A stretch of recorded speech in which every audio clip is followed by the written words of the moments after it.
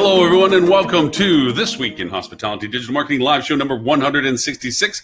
My name is Lauren Gray, one of your hosts, and with me is my ever amicable and highly talented and knowledgeable and smart and good-looking and what else good can I say, Mr. Robert Cole with Rock Cheetah.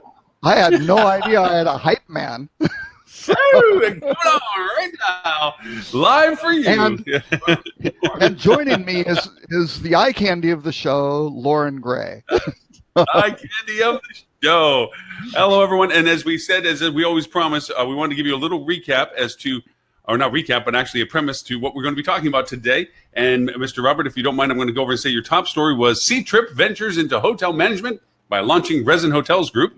That's our top story tonight. Our top story tonight. For brands, I thought we pull out of the hat, the one I like at least is because it's big news, is Hyatt expands its lifestyle purchase acquisition of Two Roads hotels, which I thought was pretty powerful. It's that's going to be an interesting play on mergers that are still happening. And the one that nobody noticed, totally fell off the radar, is that SBE wound up getting acquired by Accor. And Accor, yes. True. Yes, or Accor bought a 50% stake, so maybe not completely acquired, but and we'll that one in. Let's see. For intermediaries, I pulled out the metasearch model, part one, all things Google, because I think that's very relevant considering that I just signed up for Google's HPA program direct. I'll let you know about that. Marketing. Wow. I want to talk a little bit about, you have the article, One Number to Access Your Digital Consumer Experience, I think is an interesting one. It's a time of toss-up between that and the other one you have, which was hotel SEO. How will Google's new EAO algorithm affect your property? And on the tech side, I'm glad you threw in the chatbots. I'd love to talk about it. And then our closing row will leave a surprise until the end. But with that being said, Mr. Tim Peter with Tim Peter and Associates has also joined us. Mr. Tim, how are you, sir? I'm doing very well, gentlemen. How are you both doing this morning? Good. I'm trying to be mindful that we're doing the audio, and so I'm like, okay, I'm going to make sure I introduce everybody, and then make sure that we talk about the topics, so that because I listened back to when we recorded our audio only, and I'm like, who's he talking to? It took me a second to realize this, so I thought I'd try to play like a little audio cast. So I apologize for the change in intros, but Tim, I did mention that Robert was good looking though. Well, Tim, I'm wondering, where's your red, white, and blue cowboy hat and guitar and boots and everything like that for? You saw that photo, didn't you? Oh, you didn't see my comment that came back. Oh, see, no Facebook. I love that comment. No clever Facebook post goes unpunished in my world. So hold on, let's see. I have a real problem with Facebook. I have a real problem with Facebook. Have you seen Facebook's latest thing where they're sending you a notification that we're changing details on your business page? And if you don't log in and reject them, they automatically go live. And it's things like hours and pricing and all kinds of other stuff. And I'm like, you've made me create this page. Well, you've made me. The fact that you have a large number of customers has made me create this page. You then make it impossible for me to put my messages in front of those customers unless I pay. Right. And then you're going to go ahead and change my data to draw me in to do stuff. My pricing went up, apparently. I don't know if people, so I was expensive or whatever, but I can't change it. Because it's like gives you a number of dollars. I went up like a restaurant, right? They give you a number of dollars on. I guess I went up. I don't know how. and maybe that's a good thing. I have no idea. They were going to give me $2 signs. I was like, I don't want any pricing there. That's not what I use Facebook for. That's a very odd thing. So anyway. Well, the danger part of those, to add to that, Tim, is the fact that with the hotels pages as well, if you're not being vigilant, Facebook will change your hours of operation if you didn't post them correctly. Whatever. Well, that's what I'm saying. Always remind it. Yeah, that's exactly what I'm saying. There, hours of operation, pricing, and there was something else where it basically said, if you don't change these, we're going to change them. Yeah, and I think that's it's really bad form on Facebook's part across the board. I just looked at your comment, by the way, Robert. That was pretty funny. I tell you, Robert's got a sharp sense of humor. I'd say between the intros of the letters he sends out to the marketing board and so forth. What was your decline topic that you were going to do, Robert? Should I actually say it on? Just go ahead and say it. Tim doesn't like me being political. Tim doesn't like me being political. I don't know. I don't mind if you're political. I don't like when the show devolves into politics. Well, I'm saying I don't think Lauren's that's trying to lure me. And I don't think we're going to change anybody's mind. So. Lauren is trying to lure me into saying something that had political over. Anyway, I was just going. For people who don't know, we do I send out a little note of the proposed topics. We cover the HSMAI Marketing Advisory Board, and folks kind of get a copy of this. So I put a little blurb of just something in the front of that. But I was going to do the teaser of tune in for this week's show to see Ed St. Ange go full Kanye, but I didn't.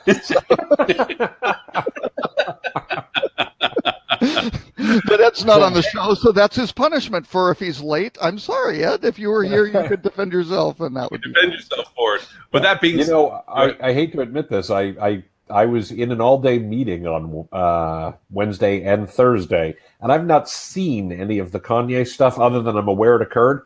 And I want to say, I have to feel my life is actually the richer for the fact that I don't really know what's going on. I'm You can watch it and actually. Yes, ignorance in this case. I have a theory that if you watch it, your nose may start running because it's actually your brain dissolving and starting to come out of your face. Yes. So, all right. Just a theory. Just a theory. But we're going to need more research to really find out. We're 6 minutes in. Okay. Why don't we melt some people's brains with some hotel content? Our top story tonight: Ctrip. Mr. Robert, please. Right. Why did you pull this as top topic? I thought, actually, I can't go into a lot of detail. I'm doing a thing with Focusrite, where Focusrite's actually doing a very cool thing for their customers. We've got 9 kind of major trends that have been identified within the industry. And to all the major Focusrite customers, they've gone out to them and said, hey, do you want to talk to an analyst about these trends? And we'll do like a little hour session and pick the trends you want. Don't pick all 9. There's not enough time, but pick 3, 5, whatever you want to do, and we'll talk about it and go through. So I get to be the guy who does all those presentations, which is actually great, which is fun. So I wound up doing first one yesterday with a group, and they picked global traffic and things like that, just the what's going on in online penetration, things like that, and mobile. And another one was what's happening with China. So that was it. But Ctrip is a very, very interesting company that a lot of folks don't pay enough attention to over in the U.S. because it's not generating a ton of business. But they're creating. We should recap what they are. We should, for those who may not know, that the actual power of Ctrip in its market, the dominant represents. Maybe Ctrip. Probably now getting the data. Actually, this is something for Focusrite, quite honestly, that we want to get under, because I was pulling some things from some other data sources, which, quite frankly, we didn't have enough confidence that these numbers were good. Right. So we don't want to present it to people, which is, we try to be responsible with that. We don't want to give people bad information. We want to be able to back it up and show them the receipts of where we figured this stuff out from. But this group was basically showing, hotel penetration, things like that. And actually they had Meituan, who's another very, very large group. And all these groups in China, I mean, we're talking 73% mobile penetration. It is mobile first, mobile only. They're on platforms, using WeChat and Sina Weibo, tons of these platforms that are doing everything for them. Actually, Meituan started out in food delivery. Right, that was the big thing. They're huge in that, and now they're going out into hotels. And between Ctrip and Meituan, each of them has about, I would say, somewhere between 25 and 40% of the market. Either way, so between the two of them, they're like 60% of the market. But the top 5 players, when you look at Fliggy, who's part of Alibaba, and some of these others, it's about 95 to 97% of the online market. It is outrageously concentrated. But the story that we're talking about is Ctrip is venturing into hotel management by launching Resin Hotels Group, which is REZEN. And Lauren, you might have seen RESIN, and the email I sent out, that was some sort of weird autocorrect. So Resin, REZEN, and they are building basically top-rated hotels are going to launch with 30 co-branded hotels. So this would be like an Expedia hotel, because Ctrip's kind of the Expedia or Booking Holdings of them. And so they're going to have 6,000 rooms just starting off. And then they've partnered with a hotel management group, and strategic agreement with Shanghai. I think it's Jinmao Hotel Management. Both parties will collaborate in hotel branding, big data application, improving conversion rates. In the next 3 years, they'll launch over 30 co-branded hotels. So, they're starting off small. I have two questions. Questions about this, and they're both based on slightly. One is slightly out of date data, and one is just a question, right? Sure. So I did a project in China actually 3 years ago. So this is a little out of date. And at the time, the biggest hotel chain in China was Green Tree Inns. Right. Which Green Tree at the time had about 1,000 properties. Right. Yeah, Home Inns now is huge. I mean, they're a ton. Yeah. Right, and they're like 1,500 or something like that. They're in that ballpark, maybe 1,500, 2,000, somewhere in there. Yeah.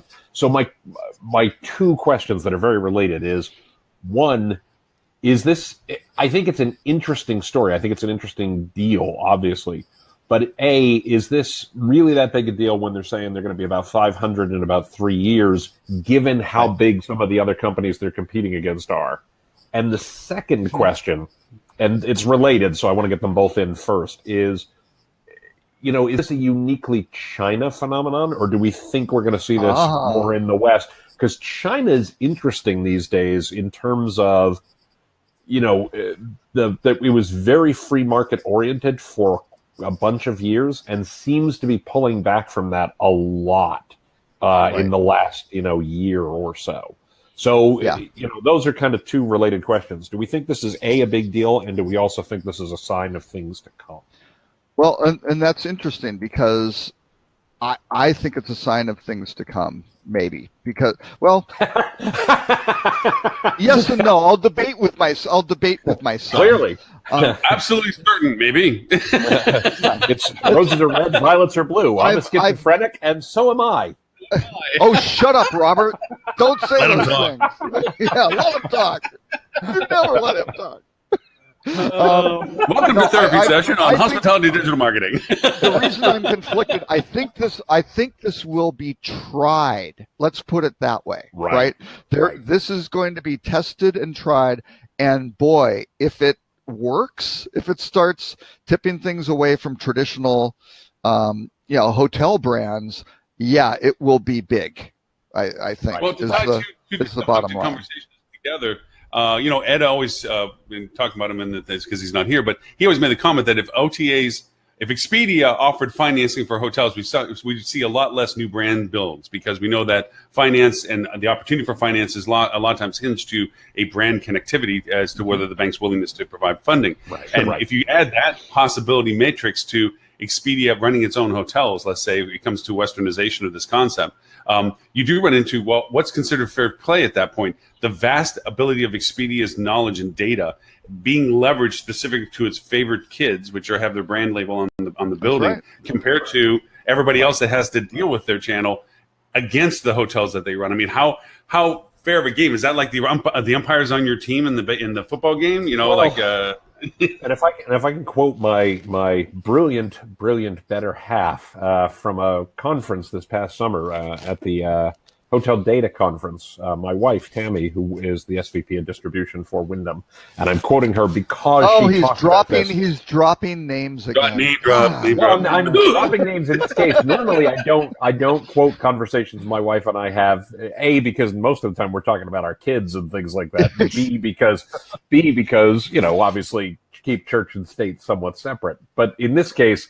my wife was on a panel at the Hotel Data Conference this summer, and she made a brilliant point, which is, as they're talking about this, as we talk about this subject, all she hopes is that she gets to be in the room the day Expedia has to negotiate a distribution agreement for its hotels with Booking.com. Right. Yeah, that'd be interesting. So I think, by the way, yeah, but look at Ctrip. Ctrip has a very strong relationship and shares inventory with Booking.com, right? Their platforms are high. Yeah. But Ctrip is, they're a dominant market player. And, one of the questions that I keep coming back to on this is, again, I don't consider myself an expert on China in any way, by any stretch. I've done some work there. I certainly pay attention to the market. Right. But obviously, it is not an entirely free market system. They are certainly a favored player by the government and things along those lines. And so they don't have the same kind of competitive environment where an Expedia would versus Booking, where if they start getting into representing hotels the way that we're talking about in this case, I suppose if Ctrip wants to sign a deal with whomever the number 3 player is, and I used to be better at this stuff, but I haven't spent a lot of time with China in the last couple of years. Right. I suspect, President Xi or somebody on his staff is going to be perfectly happy making a phone call to player number 3 saying, yes, you will take this meeting. Yes, you will negotiate a deal in a way that we're not going to see in the West. So and I think, Lauren, you brought up a great point about getting into the funding and financing and the like. I just don't know that that's a world that Expedia and Booking want to play in. I could be very wrong about this. I could be exceedingly wrong about this. But today they get all the revenue and they get all the upside, and they have none of the operational downside. Well, okay, but if you look at asset-light strategies from hotel brands, right? They aren't owning the assets. They aren't managing the assets, right? They're just the branding, which is similar to what Ctrip's doing. I mean, they've got a joint venture with this management company who will manage it. So that's going to be an opportunity. And that's for the kind of that smaller group of the 30 hotels as opposed to the 500, right? Over the 3 years. So they're going to, I think that to them that's tiny and kind of a test to see how that goes with financing. So they're figuring out all this stuff, but you can, the cynic in me goes, so how much different is what Ctrip's doing from what some of these larger hotel brands are doing, right? Let me throw in a little mix of another article that we want to hit later on. If we can, maybe we jump to it now, even is the metasearch model. This might change the play that you're pointing out, Tim, if Google truly turns into a single channel opportunity, because metasearch, the field of metasearch is changing at this point as to how you can do it. As a matter of fact, I made a comment early on. I went and signed up for direct HPA now for one of my clients. Yeah. If I can start piping my own dream through Hotel Finder and Google starts doing a single chain book direct with us, which the term is really weird for them to say, but they can do that because they can handle the entire process. How does that mean now the OTAs have to move into this space because they have to continue, as an intermediary, their shift has happened. They're fighting against somebody that's bigger than them. Well, and just one thing on the China before, because I really want to cover the Google HPA thing. You've got to look at again. So you've got Ctrip, who's massive, and they've got a relationship with Booking, right? And they've acquired Skyscanner and Trip.com. They bought a whole bunch of other stuff. And we'd said Meituan, okay, they're doing food delivery and things. And again, in China, everybody here is really impressed that Amazon can get you a package the next day. I mean, in China, it's like everything's delivered within a couple hours, right? It is all instant gratification, totally mobile. And amazing. But there are some reasons for that. I mean, there definitely are. But then you start looking at the mid-size players, right? So like, Tongcheng Elong, right? That's Tencent and Ctrip. Now they just went public. They did an IPO. They got $4.2 billion. So they're a little kind of smaller player than maybe 10% of the market. You've got Kunar. That's backed by Baidu, who's who's really the reading alphabet or phonetically my old Americanisms. Sorry, guys. But backed by Baidu and Ctrip. They've got these big guys behind them, and then you've got Fliggy backed by Alibaba, right? So these are massive firms with their hands in everything commerce. Because people are saying, "Hey, what about Amazon? Are they going to get into travel?" Yeah, it's kind of Fliggy is what Alibaba's doing in travel. The same sort of thing. So I don't know. This thing winds up working, and I think Alibaba goes and is looking over at what Ctrip's doing, and Tencent's over there looking at it by doing, going, "Hey, if that's working for them, why wouldn't we do that?"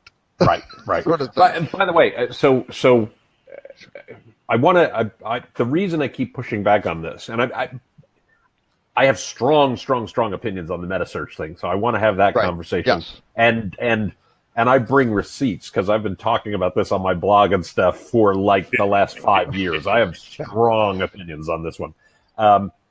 The reason I keep pushing back on this specific case is I think China's different. I think we like to look at China and say, well, the things that happen there will happen here. And I think there are a lot of systemic differences that we also have to take into account. I saw a speaker the other day, and he was from like the British Ministry of Commerce or something like that. And I wish I could remember who, and I was just doing a Google search to see if I could find a link to it, because I'm going to misquote this and get a lot of this wrong. But the person's point, the guy's point was, China's not going to allow another Alibaba to exist. That the current political regime has decided we loosen things up too much and we need to kind of scale it back. And so I think China, I could be very wrong about this, by the way. I want to be very clear. I'm walking on a tightrope without a net at the moment because this is not my core area of expertise by any stretch. But it's why I started with questions. And these are the questions I'm asking. It's not that I know that this is true by any stretch. It's not that I'm predicting this is true. It's that my suspicion is China is operating under a different set of rules. We look at Alibaba versus Amazon. You have to look at about the percentage of people who are online in China who also live in densely populated metropolitan areas, right? There's a reason why they can deliver things in an afternoon. Sure. It's because everybody lives in one place. Clearly, there's dozens and dozens and dozens of very large cities, but the population density for the people who are actually transacting online is very, very, very high, and that's why they're able to deliver much more quickly, right? So that's that. Whereas I live 50 miles from a major metropolitan area, but literally there's 12 houses on my street. We're pretty spread out, and I'm in the most densely populated state in the country. And that's before you get to, the Montanas of the world or the Arizonas or the Wyomings. So I think and I cannot underscore the word think enough because I don't know this, but I think part of what we're seeing is that China is different, and there's some differences here where Expedia and Booking probably don't want to get too far into the space on the operations side. And I'm being very careful about my choice of words here, because as we start to think about the metasearch, right, I think if you look about the work they've done with, rev management tools, if you've looked at the work they've done with, Kayak invested in a property management system, when you look at Expedia's investment in Alice, I think they're very happy to get into the technology platform space and monetize their relationship with the hotels in other ways. But I think, if they have to deal with, guests are frustrated because the hotel is not ADA compliant and they're getting sued for that. I don't think Expedia wants any part of that. I don't think Booking wants any part of that. Yeah. And Marriott today does deal with that. And Wyndham today does deal with that. And they don't want to deal with that. And that's what I mean. I think Expedia and Booking look at that and go, yeah, no, thanks. We'll pass.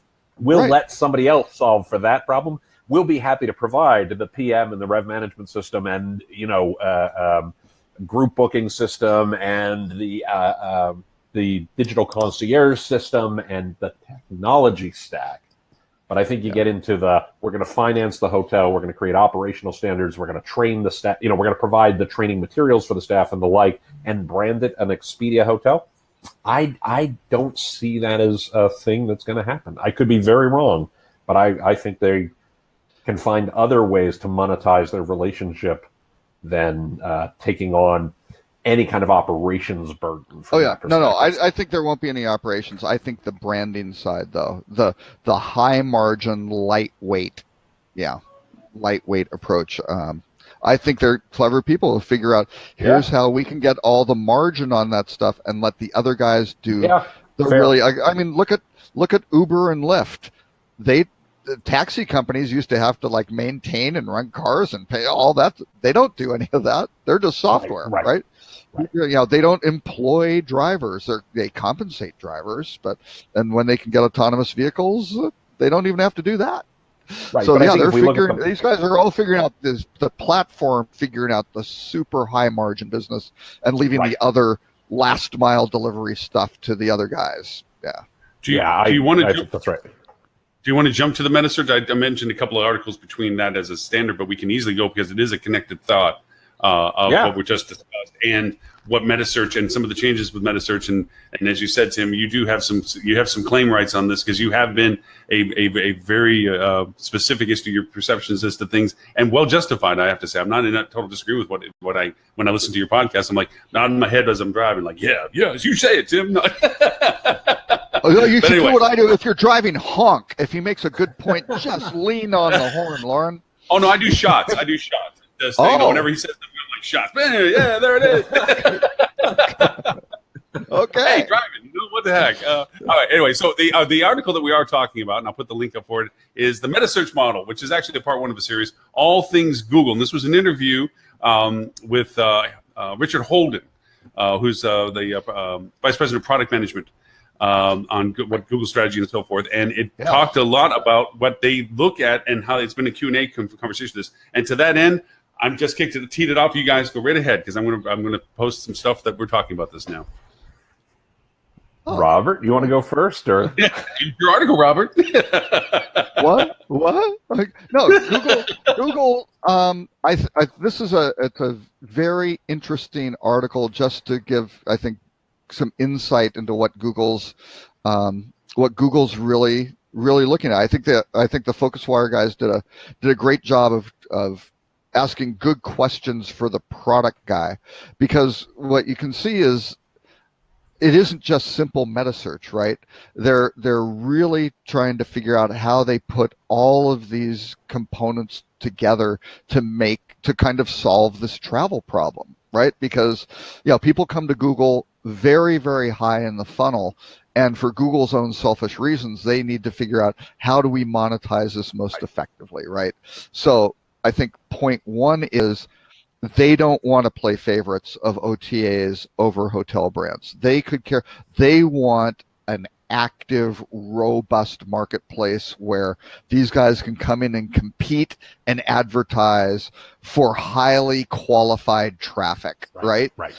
That's I think the nirvana, because then people will pay a lot for that, right? The more highly qualified, we are sure this person is traveling to X destination at this point in time, and we are the perfect fit. How do I make sure they notice me, right? And Google happens to have Google Flights, which works pretty well for kind of getting a flight, which happens to give you your exact arrival and exact departure windows, right? So all of a sudden you start leading them down the path, let alone all the different things you can do in destinations. And again, they're being kind of clever not to freak people out, but they're collecting this information off of Gmail, right? Which you would think people would go, oh my God, why would I want anybody, a tech company, digging through my email? Well, they do some interesting things with it, like put it into their Trips app and it just shows up, and there's your booking and you have your little itinerary and it's already built and you didn't do anything, right? So as long as they are being good and generous and helpful and customer focused, nobody has a problem. If they do something bad, then not so good, right? So I'm still a little concerned that their motto of "Don't be evil," I believe, was abolished. I'm not sure. Their new motto is be as evil as you need to be. It's to be your ultimate assistant is the motto now. To be that all-encompassing single answer to the single question to this. Yeah, which again drives everything from, and again, I'm a Google guy. I've got my Pixel phone. I've got a Google Home sitting over there. I keep, the history on of where I travel and things, and it's amazing, right? And I leave it on not for private. Yes, do I trust Google? I suppose, because if I didn't trust them at all, I wouldn't do it.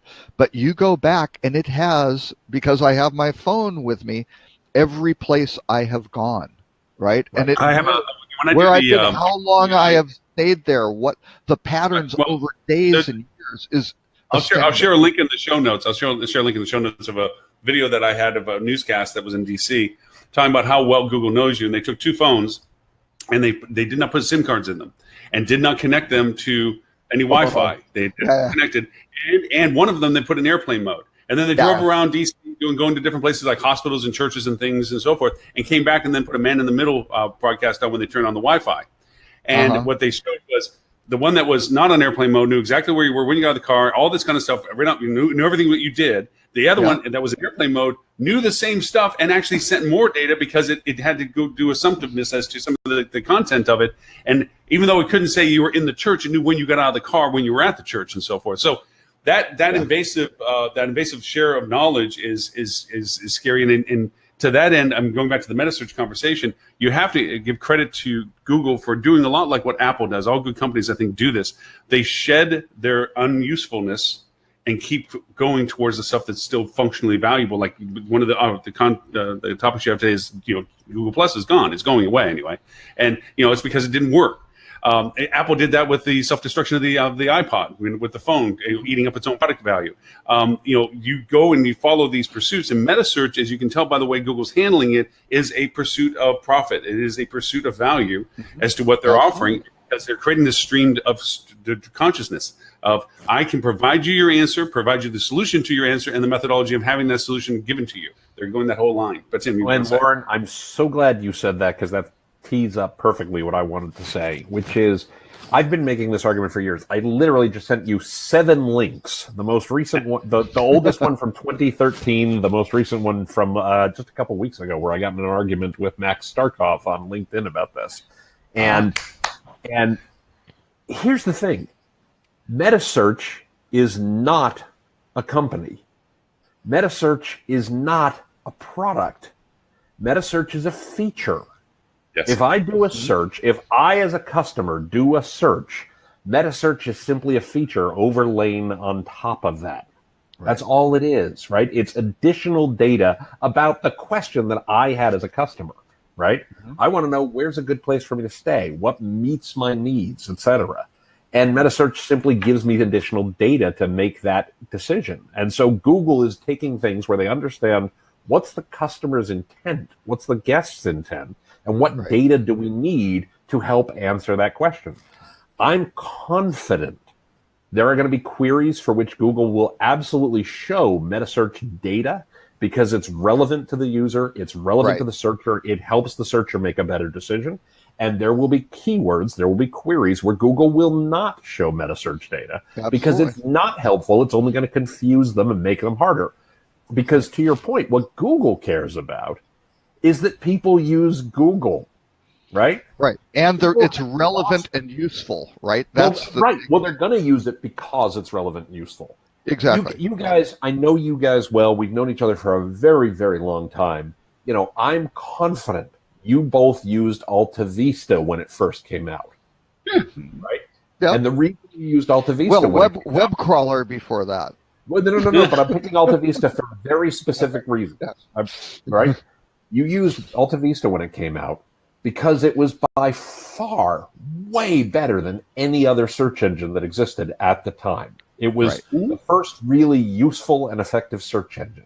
And the reason that I picked AltaVista was because it vanished overnight, because Google came along and was useful and better at actually answering the questions you had. Well, and Yahoo for a while, pre-Google, that was my go-to one, because they were curating the stuff, but humans couldn't keep up with the volume. Scale. Google, Google could scale with the PageRank algorithm, right? They just went out and kept spidering things and could do it a lot faster. So, and I'm sorry if I'm going to go on a lengthy rant here. I promise I'll let you guys, jump in. But, this is something I talk about a lot just from digital strategy perspectives. I mean, a big part of what I do as a consulting practice, I talk about this, and I actually teach a course on this topic at Rutgers Business School. So this is a thing I care about a lot. You both own cars, right? For the time being, until Uber Fine. and Lyft just eliminate that need. Okay. But if you wanted today, you drive, Honda, Ford, Chevy, Lexus, whatever. Doesn't matter. You drive a specific Lauren car. drives that. He has a pretty cool McLaren. Yeah, I think that's nice. Fantastic. Okay. Yeah, well, yeah, Right. My weekend car. If you want to switch cars, right, it's relatively expensive. Sure. Right? You have to go out and you have to buy a new car and, all that kind of stuff. And you have to register the car and things like that. It is not necessarily the cheapest thing, right? Right. If you're an enterprise and you run Windows as your operating system and you want to switch to Mac or you want to switch to Chromebooks, it's incredibly expensive. Right. Yes. Right? Because you gotta buy all the new hardware, you gotta buy all the new software, you gotta train everybody. You've got custom systems you've developed for Windows that now have to be recoded for Mac, etc. Right? It's incredibly expensive. All right. If you wanted to stop using Google for search and want to start using Bing for search or Expedia for search or Amazon for search, what's it cost you? Yeah, Nothing. exactly. Nothing. Right. Nothing. There has never been a more vulnerable, more successful company in the history of anything than Google. Well, they and can I might lose their entire customer base tomorrow because the cost of switching is zero. Well, Right. yes, except Google has done an incredible job through its algorithms and its personalization now, where They it had knows to. all. Oh no! I completely agree. Yeah, because there wasn't a barrier, and now there are barriers. Right. The They're same putting way in Apple's place. built walled gardens around. Right. Hey, it's easy to dump an iPhone and go over here, but all my stuff's in iTunes. All my stuff is here. It's like they have created these walled gardens to keep you in the That's exactly to right. keep you in the ecosystem. Right? Remember, and then Google, there is pay. Yes. Remember, Alphabet, Google's parent company, That's right. makes 95% of its revenue from search ads. Yep. Right. Yep. Think of all the things they do. They still make 95% of their revenue, 95% of their profits from search ads. Yeah. And the cost of switching is effectively zero unless you're a Gmail user, unless you're using Google Photos, unless you're using Google Play for your music, and right? But I mean, if you haven't opted into those walled gardens, those moats that they have built around your data, the cost to switch is zero. And so Google recognizes, this is a fact, by the way. I don't have the exact number, but this is a fact. Google has, if you think about search as an overall behavior, Google has lost market share, was losing market share until about 2016 to apps. Yeah. Because what would happen is, if I'm on my mobile device and I'm looking for a hotel, I was more likely to open Expedia or TripAdvisor than I was to go to Google. If I was looking for a job, I was more likely to open Indeed. If I was looking for a date, I was more likely to open the thing where you date people. I can't remember that. Bobby used it all the time. What is that? Tinder? You swipe right a lot, don't you, Robert? Right. You're right. But if you're looking for e-commerce, you were more likely to open Amazon. Right. And Google recognized they were losing share in search activity where they make 95% of their money, and said, we need to introduce features that, so this is where I disagreed with Max on LinkedIn the other day, was, my point was, Max was saying they can't afford to lose the revenue that they get from Expedia and Booking. And that's true. Yeah. They also can't afford to lose the consumers, or else there would be no reason for Expedia and Booking to give them the revenue that they give exactly. them. Well, right. We've had this conversation. And that's the bigger problem. And that is what Google, and I don't even want to say hides behind, because that is their model, is they start out organizing the world's information for the consumers, right? That's what they do. And that is always what, I mean, once they'll have the voice assistant who just provides the answer, right? You go, hey, book me a room for the HSMAI, marketing conference in January, right? At some point, Google's going to know enough about, oh yeah, I see that in your calendar. I've looked at your Gmail and figured out when it is. Hey, I looked last year. You always go, and the 2 years before, you always go on a Tuesday. You leave on a Sunday or whatever. It can maybe figure that stuff out. If you had an assistant who you just said, hey, book this, and and you were leaving and you're hopping in a taxi cab to get to the airport in 1990, that assistant would probably have to dig through pre-email papers or whatever, call people, figure all that crap exactly out, right.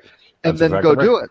So if it can do it, Google can probably make that happen, but it's going to have one solution, right? That's right. Which will be, because it will be the best solution. Well, they're certainly going to try to make it the best solution. Or try to do it, yeah. Right. And the one question will be, just like the OTAs in their sort order, what is it the best, always the pure best solution for the customer, or is there a little factor of what their compensation level is to break the ties? And I think we talked about and how much they put their thumb on the scale, right? Yeah, we put a discussion about this. I mean, this goes back a couple of years where we said that in this transition process, Google won't replace the intermediaries until a revenue stream, until they can replace it with their own revenue stream directly to the consumer. There is going to be a tipping point where right now they're saying, yes, we play with both sides. We want consumer information to be applicable and amicable, and we can give that to them directly. And also we want to provide usable connectivity to the internet. Right now, they're in this article that we're talking about, he refers to them as a balanced conversation. But make no mistake, there will be the point, because it is in pursuit of their own profitabilities, and to your point, Tim, where they derive their profits from, that it's now time for us to take the lead, let the intermediaries try to fight against us, because now we're going to shadow them, over them. We're going to be the dominant communication source for that, because they can take the blow of the diminished incomes, because they can replace it with the expanded use that they're providing to the user side. They will tip a scale. And this is the crux of the argument I was having with Max the other day on LinkedIn, right? And I put that link in the links as well. Everything Max said was true, right? I want to be very clear about this. There's not a single thing that Max said that was incorrect. It's just that Max was arguing a different point than the point I was making. Yeah. My point was, so my question that I opened up with on LinkedIn was, remind me from a guest's point of view. And that's the crux of the argument. That should be the only focus. Correct. Really? How Google is different from an OTA, right? Because to the guest, they don't care. Expedia is just a search engine where they happen to search for hotel inventory. Kayak is just a search engine where they happen to search for prices. Right? Yeah, Google they don't. The business model search for everything. Right. The business model is irrelevant to the guests unless they have to they get charged for it or something. Yeah, then they'll sit up and take note. Or actually, not even the case, because in Airbnb they are getting charged. Right, on Airbnb there is a fee. It's just tied into the total, so it doesn't really matter. So if it's a merchant model versus agency model, or if it's we care about that. OTA, but distribution professionals care about that, right? Marketing professionals care about that. I'm not saying that's not important. I'm saying that's important to us. It's irrelevant. The guest does not give a crap. Right. I was trying to explain to a client. I said metasearch is a lot like Walmart. And they're like, what? And I'm like, here. Picture this. We used to, before the Walmarts of the world were created, we went to a Hallmark card store to pick up a Christmas card. We used to go to a bookstore to pick up a book. We used to go to a grocery store to pick up groceries. We used to go to Sears, which probably won't be happening anytime in the near future, to pick up clothes. Okay? We went to an appliance store to pick up an appliance. You walk into Walmart and you can go to your grocery shopping, pick up your Christmas cards, buy a couple of clothes for the kids, maybe pick up an appliance here or there, and walk over and grab some gardening tools while you're at it and some nails and walk out the door, because it aggregates the opportunity of what you can do in a single place. And for the purpose of metasearch conversation, you are bringing an aggregate of information to a singularity so that you can compare what you're looking at and see whether or not you need to chase it down to different channels. It doesn't mean you're still not going to go to the Hallmark card store, unlikely, but you will maybe go and follow one of those little rabbit holes that says, and the danger with a hotel is we're the Hallmark card store. If eventually you can get our product without having to come to our store to do it, you can get it from someplace else, Actually, then see, we turn it into a commodity.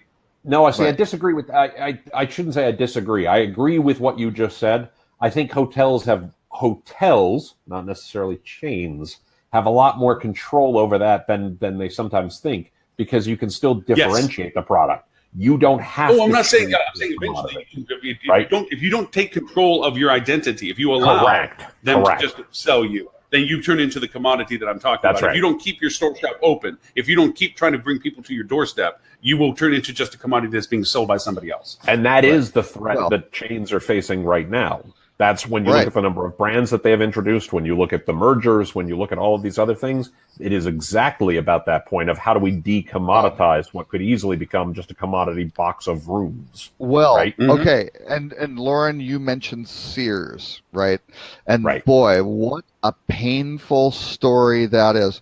Sears was built on the Sears catalog. That's exactly which was not okay in the major cities, and we were saying, the dense areas where yes, you could go into the store and they had tools and they had appliances and they had clothing, and this is amazing stuff. Right. But for the people who were out in the rural areas, they had a catalog you got in the mail, and they delivered it to your house, right? Or for free. You went and picked it up. Yes. Well, when Sears started, by the way, is, places like St. Louis were the rural areas. I mean, let's be fair about this, right? That's When Sears got started, the cities were New York, Philadelphia, Washington, D.C., and Chicago, and Boston, and that pretty much was it. Yeah, that's right. Yeah, right. It's true. And that goes a little bit to our full circle of our first conversation about Ctrip. Here's something that was online that went into boxes that now is going defunct because it didn't go back to its core, what its value proposition was, and you run that risk. It's like you create a realistic Amazon store, and now all of a sudden Amazon is a different beast than just the delivery business. I mean, that's right. And everybody that I've heard, I have not been to an Amazon Go store, but people love it, right? Because the Amazon guys are really smart with design, and they have a lot of experience with data and customer experience and things like that. And they don't want to go do something at the moment. Yeah. In all seriousness, they're cheating at the moment. Right. No, I don't mean this in a bad way. I mean they are deliberately only stocking the things where Amazon Go works well. Oh, like anything that Amazon Go can't handle, they have the ability to say merchandise we're not going to put in the store yet because it will create a bad experience. Exactly. Mm-hmm. Yep. There's a great book I reference all the time, right? All the time. I've probably referenced it here on the show many times, called Information Rules by Carl Shapiro and Hal Varian. It was written in the 90s. Carl Shapiro was the chair of the economics department at Stanford University. Hal Varian at the time was an economics professor at Stanford University. Today, he's the chief economist at Google. And they basically made the argument that one of the things digital does, and I think they've been proven right again and again and again. If you think about business historically, pre-digital, right? What happened was we got 2 or 3 dominant players in a market, and then you got people who filled in, the interstices, right? The niches, right? Mm-hmm. Their argument is in digital, the reality is you get one winner and you get the niche, and there's nothing in between. Yep. And I think we're seeing that. In search, you have Google, right? And you have DuckDuckGo for people who really care about privacy, right? Yeah. or Bing for old people, right? Who don't know how to change the search engine. Right. They can't change the default setting on their browser. The default on their Windows computer, right? Yeah. Well, but to a certain case, though, look at Walmart. Things like that too. I mean, they just blasted apart. Walmart goes into a town, and their strategy was basically for decades, they're blowing away the toy store, the grocery store, just everything. The clothing, all that stuff is gone because you can get your stuff in one spot. Everything you needed, one right there. Right, and it's cheaper, right? And it's horrible. And when I walk into, I hate Walmarts. When I walk into them, I have a physical negative reaction from a customer user experience. It's something visually where I can't see the organization of it, doesn't make any sense to me. I walk in, I want to get out as soon as I can, which is really weird, right? But I can help you with it's a therapy thing. I'd say bring a 6-pack of beer, pop over by the McDonald's by the entranceway, pop on the bench at about 8 o'clock at night, and just watch people, and you will have a whole new enjoyment experience. Okay, okay. Now again, I'm a data-driven guy. I have tried a lot of different things. What worked best for me was kind of the brown liquor in the brown paper bag. Well, you can do Mad Dog if you want. Bring some Mad Dog with you. Plop off but just watch people. Beer, and I have no idea. Yeah, all right. So if we go back to metasearch, by the way, just metasearch. Meanwhile, back to metasearch. Sorry. Just one last thing. But that's how Starbucks did it. They blew away all the little. But again, now there's a resurgence, right? There's other stuff coming back where it's like, no, I want to be. Sorry, here's a better place. They've got better coffee. It's cool. It's local. But they're differentiating on experience. Online, that's hard to do, right? That's really Online, if I'm going to create a better search experience, first of all, Google has put in place the moats that you just talked about, Robert, so correctly that make it hard for people to switch to Google for search, right? Right. For e-commerce, it's tough to compete with Amazon with regard to selection. If you look at the people who are doing well with e-commerce who are not Amazon, it's people like Untuckit, it's people like Bonobos, it's people like Warby Parker, who what they're focusing on is selling exclusive products and also creating a great experience, right? Right. So they're building, and this is an important lesson for hotels and goes full circle to what we were talking about a moment ago, right? They're differentiating based on the quality of the product. They're differentiating based on the quality of the experience. They're making sure that it's not just some commodity pair of cheater glasses that you can get at the drugstore. They're saying, I'm going to create the coolest glasses. I'm going to create the coolest clothes. I'm going to create the coolest whatever, such that I will go to that site to buy versus going to Amazon and just buying whatever meets my needs for that particular transaction. And that's really key to it. That's how you win. By the way, again, that was in that book 20 years ago. You've got to differentiate. You've got to focus on a niche, or you have to get big. Because there's no middle class. Well, you have to focus on the niche and protect it continually. Protect it from these interlopers who come in and try to rip it away. Well, I'll add 2 flavors to that, and a third example that maintains its own singularity. Dunkin' Donuts.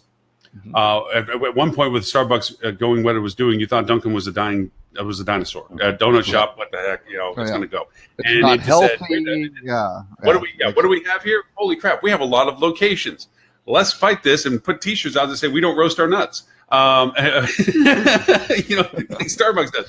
And now what they do, they took donuts off their name. They're identifying themselves through a singularity. Another is in IHOP. Another one that you thought was just a dead man walking business. I mean, what are you going to do? I mean, I remember going to IHOPs and you didn't put your hands on the table because the syrup leaked everywhere and everything was super sticky and it was a messy place. And they reinvented themselves, and with very creative marketing. And one that still to me is iconic. Wait. Sorry, Lauren. I'm so sorry for cutting you off. I'm sorry for cutting you off. But I want to be very clear about this one thing because this is I don't think you're making this mistake. I think people will hear what you said and make a mistake.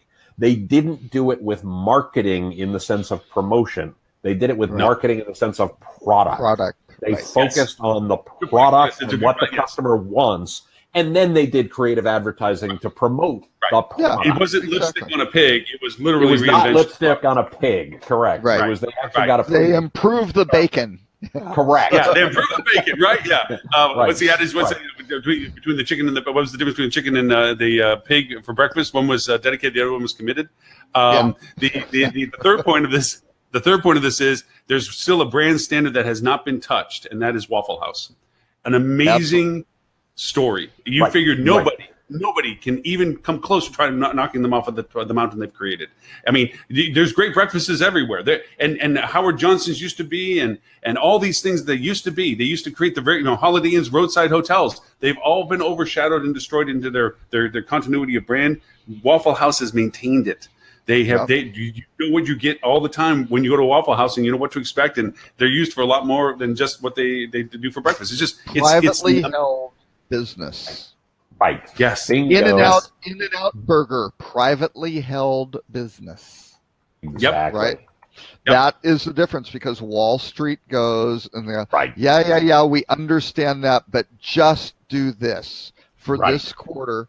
And I talked to a guy with a major multi-billion-dollar company earlier this week. And he's like, I'm so sorry to get back, but end of the quarter takes 2 weeks out of everybody because they're doctoring around their sales and trying to close things and push things this way or that way, get everything cleaned up. And, we kind of, at the end of the conversation, kind of said, yeah. What would happen if you spent those 8 weeks a year actually doing your job effectively and not just figuring out the window dressing and all the other, all the other crap, right? And but Waffle House also, because this week with the hurricane, the greatest sort of FEMA severity indicator of Waffle House closes. If the Waffle House is closed, that is a very, very bad. Right, that's a bad sign. That's bad stuff happening.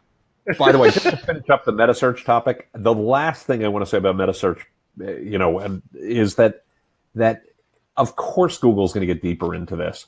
But the reality we also have to remember is, and I have challenged hotels about this. Again, I sent you a bunch of links, Lauren. You can put them in the show notes or not as you see fit.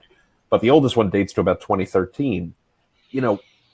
One of the things we have to be aware is most customers still don't use metasearch. It's still a small component of the overall. And there's a reason we know this is true. I can guarantee this is true. One of the links I sent you talked about in 2013 or 2014, Orbitz partnered with Demand Media and was showing metasearch results in their results when it was quote unquote appropriate, right? Yeah. All of the metasearches are owned by the OTAs. Yeah. Right? All of the ones that aren't Google, I should say. The minute that customers prefer metasearch to, the search results we're accustomed to in Expedia or Booking, all they have to do is flip a switch and move that into the core search results, and it's game over, right? The reality is they don't do it because it's not appropriate for most of the searches they get most of the time today. It's people who are much later in the funnel, or it's people who've already made a booking and are going back to see if they can get a better price or things along those lines. And so metasearch is just a feature, and it's always going to be a feature. And if Google can add that feature to create a better guest experience, to get the right search result for people on Google, and to keep them coming back to Google when they're ready to search, they're going to do that every single time. I have four helpful hints when it comes to metasearch from a practical hands-on approch. One, if you are going to get into metasearch, be aware of the fact that you are going to dilute some of your broad-term matching campaign structures. You're going to dilute some of your direct channel because it will pull into your metasearch. One. So rebalance your channel. Two, there is a positive effect of dilution against your OTA to an extent that you are now showing your website in comparison to the OTAs in the HPA program or something like that, where you're showing up. But the negativity is that if you are not in good rate parity, and it is almost impossible to be in pure parity because there's just too much bleed factor of people stealing bad rates from you, you will show up badly, and you will actually lose the opportunity to come to you because you're not showing well against OTAs or other third parties that are taking your really negotiated rates and throwing them out. So you actually can shift business towards the OTAs. There is a positive to this, that when you get into the space, is another argument for rate parity, by the way, but we won't beat that horse any further. Yes. And the other is that you have a modification in HPA that people don't take advantage of. It's not, when you go beside your website, it says the hotel's website, there is a line option underneath of it that you can actually modify as a strike-through value proposition, amended to come, that doesn't get really used very often, but it's a great best rate guarantee opportunity.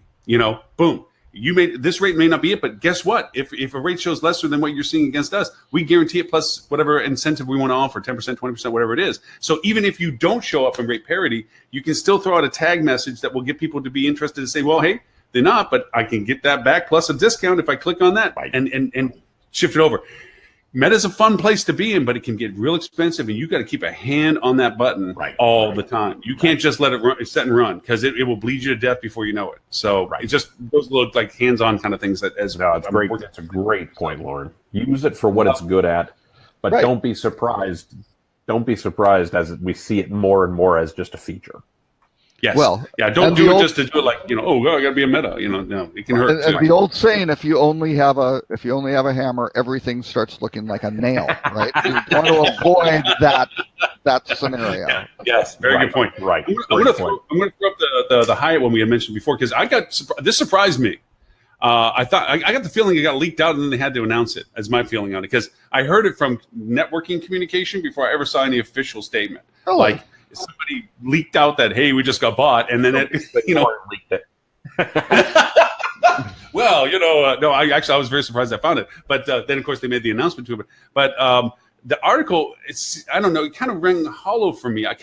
They were trying to force fit the commonalities between Two Roads Vision and Hyatt, and going back as far as saying one of the investors that's currently with Two Roads was one of the founders of Hyatt. I mean, they were stretching some of that statement stuff. I don't know. That was my impression of it. What did you guys think about it? And what do you think about the merger of it? I mean, if it goes through. Well, the stretching, I think they pulled it from the release or whatever, right? I think there was a press release that came out. So a lot of this stuff gets spun by people who are just right, and it's just like, oh, here are the points of the release. They didn't talk to anybody. There weren't any interviews or not a lot of insight. It's just kind of boom, here we go. I think it's a very smart deal for Hyatt. I mean, it's, you look at that inventory. They've got some great resort properties. They've got some nice brands with Thompson and Tommy, which are kind of doing the kind of W Aloft type thing, right? With the kind of the primary lifestyle brand with the smaller light version of the brand. And yeah, I think they have Alila. What else do they have? They've got a gaggle of them, right? Those complement Hyatt very nicely. I don't think, yes, you can run into some situations where you go, oh, is that one directly competitive with a Park Hyatt? Not really. A Thompson's different. Park Hyatt's a little bit more traditional, that sort of thing.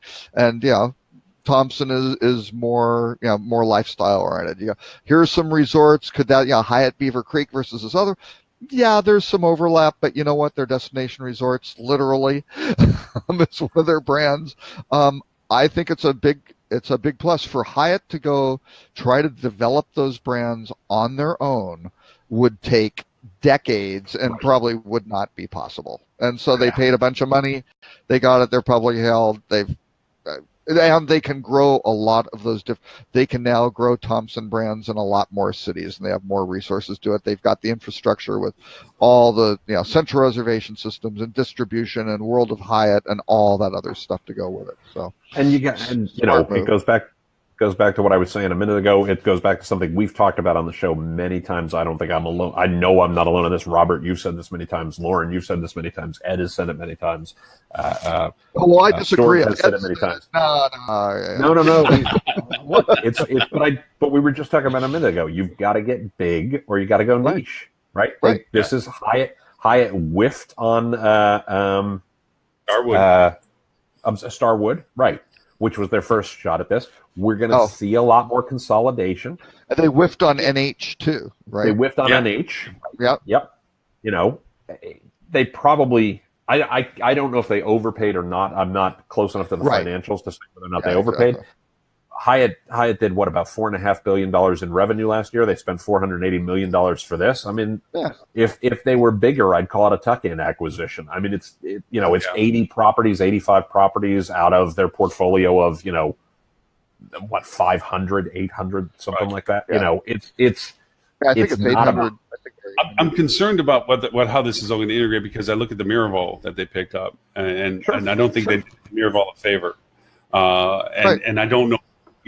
How is it they're going to take this unique combination? I think in the article it did point out there was some individual investment concerns that by a property by property basis will be addressed as to what the value proposition of each of them are going to be assessed for and so forth. I think that's a financial thing to it, but I would also go from an internalization as to what the hotels or how the hotels are going to operate. Yes, Hyatt's going to bring their tech stack in.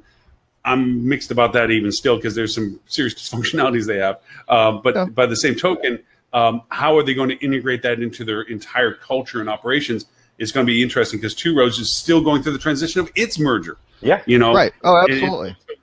It's like as soon as one foot's landing, the other foot's landing. It's like, it all comes in threes or something. So it's this perpetual state of transition that these guys the entire organization is in. And now it's when going to Hyatt be merges with Marriott in 2 years, they'll just go through it again. I mean, it's it'll be a forever state of merger. It's like but see but that's an interesting one for Hyatt to actually merge with, particularly Hilton or Marriott. Right. You get some real complexities with brands overlapping. Of course. Really bad. In reality, Wyndham IHG would be the most likely one in my book, except I think IHG is going to merge with somebody ahead of time. I always thought Hyatt and Omni were going to start playing together. I always thought they would start playing together. No, I don't think the owners of Omni have any interest in selling. I think they're happy to be niche. I mean, I think this is it's really a question of we're gonna see more consolidation, and you can do it well. Obviously, I worked at Wyndham. Obviously, my wife works at Wyndham. I have a bias there. They've been really smart in their acquisitions. They cherry pick things that fit and that they integrate and that aren't too duplicative and things like that. Or where they are duplicative, it's good ownership base and the like. So, I mean, and they stick to their knitting and have done very well in the acquisitions they've done. Well, they're very proud of the fact that they own and operate. I think if you look, they love that. But I think if you look at, oh yeah, I love that. I'm entirely in favor of that. Most of my clients are owner operated, so I'm entirely in favor of that. But I mean, if you're talking about the bigger public companies, and a lot of this is driven, as Robert said quite rightly before, is driven by public markets, and you got to hit certain growth numbers and things along those lines. We're going to see a lot more consolidation still over the next couple of years, and I suspect it'll accelerate the minute we get into our next downturn. And I think somebody's going to have a tough time getting access to capital, and they're going to have to explore strategic options. Omni roll over, show their belly, and go, please come buy me. Yeah, Omni at some point, I think they don't want to sell, but at some point, if someone comes in who's willing to overpay with a big enough number, they'll go. They'll look at it and they'll go, you know what? We got to take this. I want to be very clear. I have no intention of selling Tim Peter and Associates ever. But if somebody came and offered me $1 billion tomorrow, I would probably go, on second thought. No. I suspect we all have a number. There's got to be there's always a number, right? I just don't see that as the most likely one. The likely ones are the folks who are either already good sized, but maybe aren't overperforming the market, right? Look at the market indices for hotel companies and look at the ones who are on the bottom half of those. There are folks who are going to start to say, because their investors are going to say, we need to get a better return on our capital, right? I mean, that's fundamentally what it's going to come back to. Yeah, look at La Quinta. La Quinta was a good, successful. Absolutely. Brand. It was great. There's absolutely nothing wrong with it. Wyndham came in with a number where I think the owners of La Quinta went, oh, yeah, that's good. That works. Our investors are happy with that. I'm going to throw out a provocative statement. I got asked this as a conversation topic, and I threw out, because we're talking about downturns and so forth, and they said, who do you think, if we went into the tank right now, who do you think is best positioned to maintain market share, or if not grow it? And I said, Best Western and La Quinta. Because I think that they've done a lot of good internal investments. Best Western would be, yeah. And I think that La Quinta's made a good strategic move into their absorption, and then how they handle themselves. I just see that if, because I'm looking at people, and I also think that who would be the most vulnerable, I would actually throw out there that, Hyatt. Yep. Absolutely. Really? Yeah. No, they don't. You look at Marriott and Hilton. Okay, all of a sudden the Fairfield Inns and the Courtyard, things like that, can keep them go. Yeah, the Ritzes and the Baccaras and all the other ones at the top of the spectrum, the St. Regis's. Those start getting tricky, right? The Waldorf Astorias, or either the owners are taking it big time, right, and really going, or other bad things start happening. But everything starts shifting down to a more, reasonable, less aspirational brand. And talk about keeping to your knitting. I'm going to take a trip. I'm going to stay here. The place is fine. It's clean. Hey, I'm still getting my points. I'm doing whatever. I'm getting on with my life, and it's just not as nice, but that's fine. And they go. But Hyatt's a problem. They don't have a lot of, maybe with the Centrics and things like that, or the Hyatt Places would probably do okay, but there aren't that many of them. and the Hyatt houses for long-term stay. I mean, they're putting those pieces in place, but yeah, the downturn that's a problem for them, I think. I actually don't know the answer to this. I'm doing a little bit of research even as we talk. I would look at them compared to their competitive set and say, how are they performing for their shareholders? The ones who are performing at market or above, I think, are going to be fine. The ones who are performing below market are in big trouble. But to be fair, I don't track the market that way on a day in day out basis, so I don't know the answer to that off the top of my head. Yeah. But it's whoever, if there are 7, let's pick 10 hotel companies, right? Somebody's going to be average, and 4 of them are going to be below, and those are the 4 who are in the biggest trouble. Yeah, very true. Yep, and the only time you can really expand market share is in downturns, right? That is the big opportunity. You can do it in peak periods, but it's really hard. It's really expensive. But boy, in downturns, you can grapple. If you have the capital, you can do a lot of stuff. So I think that'll be an interesting thing if there's somebody who's kind of, they've got all the cash and they go, okay, we're hitting the value bin.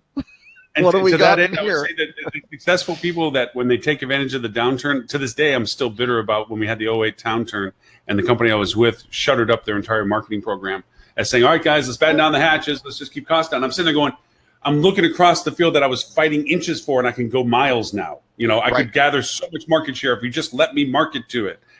But no, we're not going to spend the money. And I think that to the extent of what you're saying, Robert, the ones that will gain really good market share are the ones that are positioned, have a good working knowledge and functionality in their market space, their presence of brand. And so when everyone begins to shutter up to save money, operationally expense themselves into profitability, which is impossible, that you can really gain a tremendous amount of market share by simply being in the market and being smart about how you market your demand to market. And those are the ones that are going to be well suited to survive and grow in a down market because they're the ones that are out in the field getting the business that everybody else has stopped trying to fight for. So, and the ability to rally your owners together and to stand by and go, here's what you need to do in these downturns, right? Because if they start bailing and all of a sudden they're like, hey, our contract's up for renewal, I'm going to kill this brand relationship, we're going to go flip flags and things like that. And again, the guys who are smart are going and picking up, new relationships, easily. That's an interesting play. How do you hang on to these guys is going to be a very interesting. And again, for the larger brands like Marriott, if you've got 90, 100 hotels in, the metropolitan New York City area, and all of a sudden the demand has dropped off, how do you keep all those mouths fed properly without having these guys getting picked off by competitors as well? If you don't have them locked into 20-year deals. So it's going to be interesting. I'm looking at STR's hospitality index, their hotel stock index, which is lagging the S&P 500. It's up 1% year on year. Year to date. Versus the S&P 500 being up 9% year to date. And it has lagged the S&P 500 by 5 out of the 9 months to date, 9 full months. So again, it goes back to who are the companies who are consistently in the bottom chunk of that, and those are the folks who are going to be in trouble. Well, and the whole when is the downturn going to hit, I don't know. Correct. It's going to hit. But hey, guys, guess what? But it could be softer than. I mean, I don't think it's going to be the kind of downturn we've seen. Certainly it's not going to be 2008. Probably not going to be 2001. Well, unless there's some sort of external factor, right? Correct. And then all bets. Nobody was planning on 9/11. Nobody was planning on Lehman Brothers melting down. All those sorts of things. Of course. And that's always how it goes. But one thing is the downturn from hotels has already started. Because my little tracking, the 12-month moving average for weekly hotel occupancy, I've been keeping track of weekly hotel occupancy since 2006, right? I really should have done it daily, but I just did it weekly. Sorry, guys. But I really should have. Robert is I really should have drilled into it by transient versus group as well. But that 12-month moving average has now declined for 5 consecutive weeks. Okay. It bottomed out February 2010. It's been going up for 451 weeks, right? And now it is plateaued, and now it's starting to come down.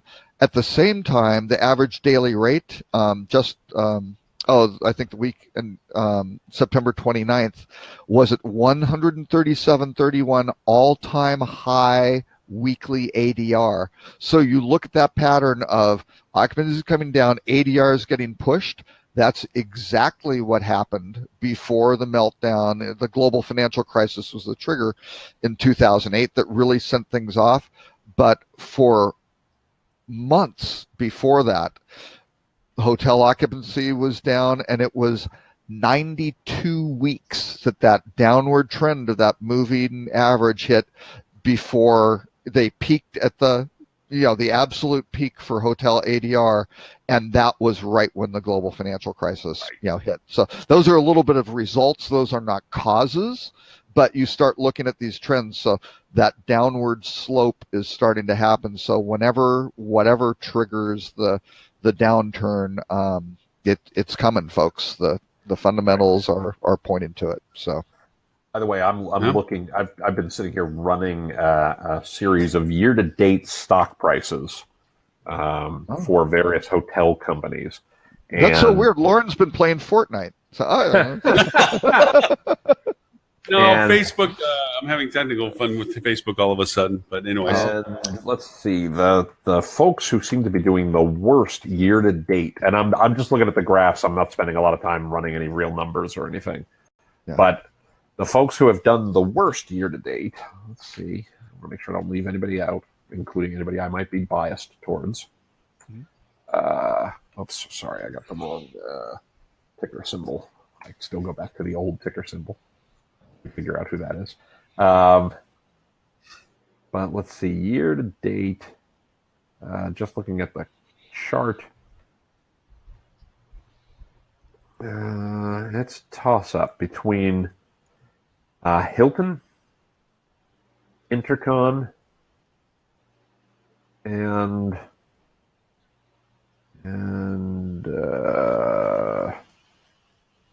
Marriott's getting crushed today, but that's a tough. Yes. That might be. Oh, everybody's getting crushed these past 2 days. Everybody's. Yeah, the last couple of days are skewing the hell out of this when I'm looking at year to date. But IHG and Hilton are two of the folks who seem to be struggling the most.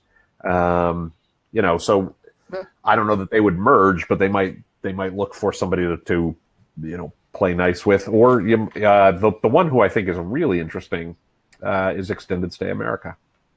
I'm surprised they haven't been snapped up. Yeah. Yep. Well. So. And again, I'm doing quick look. So those aren't predictions. Don't invest based on anything I'm saying here by any stretch. No, we know Wall Street listens to Tim. So if he says that, the markets will turn and just follow the Lauren, Robert, you know where I spent the .com boom, right? I worked for Charles Schwab during the .com boom, and if there was one thing I learned, it was, boy, you always say, I am not offering any advice. Past performance is no guarantor of future results. Objects may appear closer than in the mirror. Exactly, man. So I don't want anybody investing based on me looking at a couple of graphs for 6 minutes during a podcast. Exactly. One thing. And if so you what do, about you deserve what you get. That's right. Exactly. So what about Accor and SBE? That was so overall, do you guys give a thumbs up, thumbs down to Hyatt acquiring Two Roads? I give it a thumbs up. I do give it a thumbs up. I think that it's the nature of the beast in the world that we live in right now that it has to happen, and they're close enough to be similar enough to be successful enough. Okay. Yeah, I mean, as I say every time we talk about one of these, execution is everything. So I mean, they could clearly screw it up, but they certainly have demonstrated enough success in these markets over the years that I think it's more a good move than not. Yeah. Well, and actually should have seen it coming because one of the investors in Two Roads was Pritzker, right? And you kind of who was the largest, apparently his company had largest owner of Hyatt managed properties. So you kind of go, that's so figure out real quickly how that deal got done, right? Yeah. So. I do want to throw in, because we're getting close to the top of the hour, I want to throw in the bot discussion so we can still have time for a quick rut-row. Okay. I want to throw in the bot discussion a little bit, because I'm very much in that space right now. Very much in that space. I wanted to hear about your doing the HPA stuff on your own. Oh, well, there's that too. I mean, right now the petition's in for it. Everything is built for it to work. I just have to give permission to be direct pipe to HPA right now, because all of our infrastructure. It's a pretty lengthy rap sheet you got to fill in as to what your capacities are, your load times, your frequency times, your parity requirements. There's a lot that you have to validate for them to accept you as a direct pipe. So we qualify everything we went through this. It's a real long rap sheet to do, but everything's built and ready for it. My excitement is, man, does that make it fun if I can handle my own HPAs? I mean, put that into my ad campaign programs, where I can now throttle that on time partying and day partying and functionalities of focus on what market segments, compared to having to rely somebody that's sitting over in France with one big lever that says on, off, Right. Whip. It's a lot different world where you can control that. I'll let them play with Trivago and Skyscanner and Wago and all the rest of them. Go ahead, knock yourself out. Kayak's on the downslide anyway. But HPA, I would really love to be able to control that directly. So Google, if you're listening, please turn me on.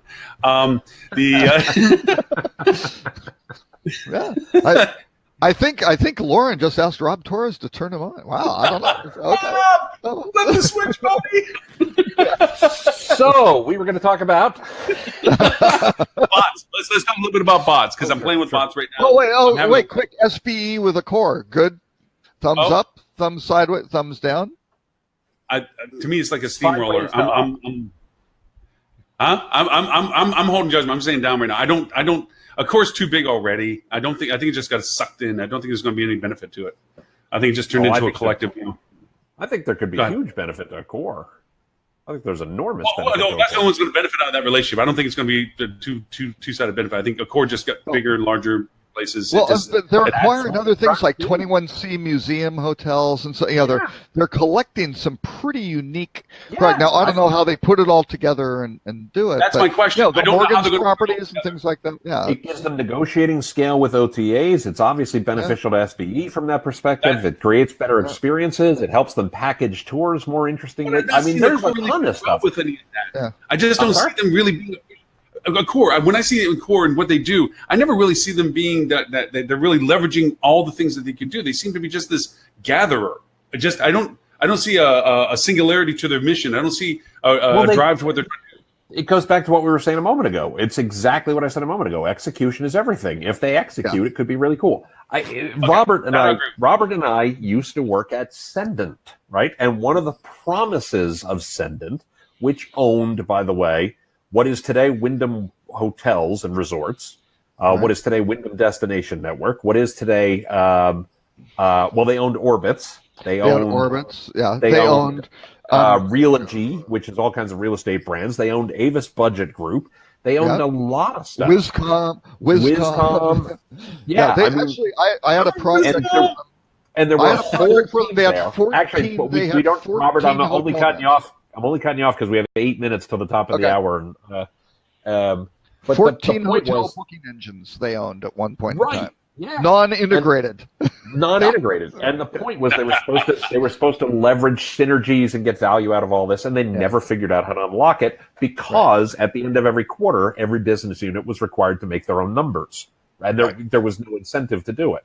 Yep. So if a core sets themselves up right to make this thing actually work synergistically, it's a great move. If they let them operate as completely independent businesses and they're just a bank, that's also a great move.